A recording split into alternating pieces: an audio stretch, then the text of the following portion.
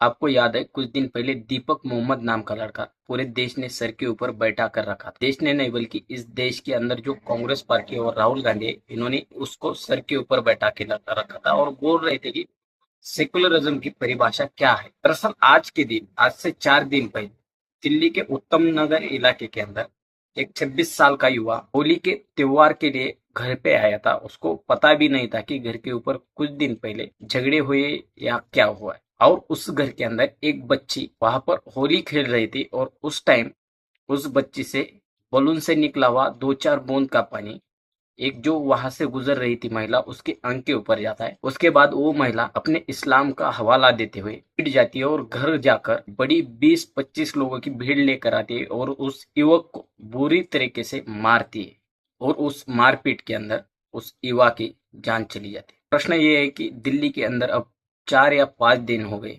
लेकिन उसके ऊपर अभी तक कोई कार्रवाई नहीं हो गई। दिल्ली पुलिस ये बता रही है कि हम लोगों ने 4 लोगों के ऊपर एफआईआर की है और 4 लोगों को अरेस्ट किया है, लेकिन इसके अंदर कुल मिलकर 20-25 लोग थे जिन्होंने इसे मारा। दिल्ली के अंदर उत्तम नगर में वहीं पर नहीं बल्कि पूरे देश से ये रोष नजर आ रहा है कि बोल रहे हैं कि हमें यहाँ पर योगी मॉडल जो कि यूपी के अंदर है वो लागू होना चाहिए, क्योंकि इस देश के अंदर सेकुलरिज्म की परिभाषा सिर्फ एक ओर से नहीं बोली जाएगी। सिर्फ हिंदू ही सेकुलरिज्म की परिभाषा नहीं बोल सकता। हर बार हिंदुओं के त्योहार के ऊपर हिंदू नरसंहार के मामले सामने आते हैं और हर बार हिंदू ही इस सेकुलरिज्म का शिकार बनता जा रहा है। इसके ऊपर बात करने के लिए कोई तैयार नहीं। अपने बंगाल देश के अंदर देखा, केरल के अंदर देखा, बंबई के अंदर देखा, कश्मीर के अंदर देखा, हर जगह पर हिंदुओं का जेनोसाइड हो रहा है। और एक तरफ जो हिंदुओं की पार्टी कहला के जो हिंदुओं का वोट हासिल करते भाजपा गवर्नमेंट, इसके ऊपर 5 दिन होने के बाद भी कोई कार्रवाई ठोस नहीं कर रही। आखिरकार प्रश्न उठता है, आपको लोग हिंदुओं की पार्टी के नाते देखते और आपको वोट देते, लेकिन जब हिंदुओं के साथ कुछ गलत होता है तब आप उस टाइम पर अपना वोट बैंक मजबूत करने के लिए पूरी तरीके से दिमाग लगाकर वहां पर जाते और वहां पर फोटो खींचते।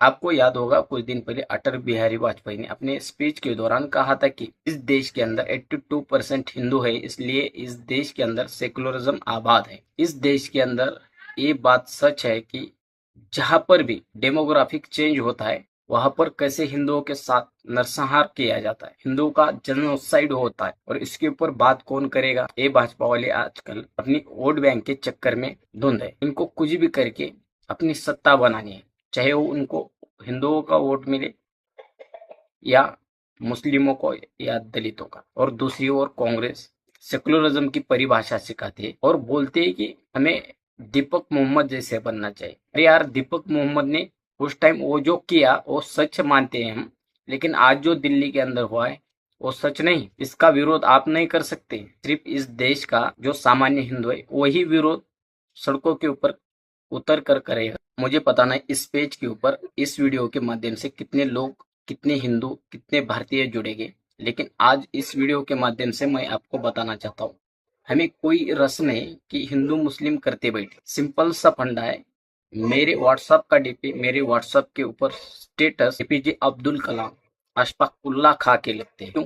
वो भारतीय है, उन्होंने इस देश के लिए कार्य किया और मैं उनके डीपी स्टेटस बड़े गर्व के साथ लगाता हूँ। लेकिन जब इस देश के अंदर कोई शर्जील इमाम, उमर खालिद ऐसे तत्व पैदा होंगे तब इन लोगों के स्टेटस, इन लोगों का समर्थन, आप लोग क्या साबित करना चाहते हैं। जब ये खमेनी मर गया, ईरान का व्यक्ति, ईरान का प्राइम मिनिस्टर, उसके बाद इस देश के सड़कों के ऊपर आप उतरते, इस देश के प्रधानमंत्री को चाकू से मारने की बात करते, आप ये सब क्या दिखा रहे।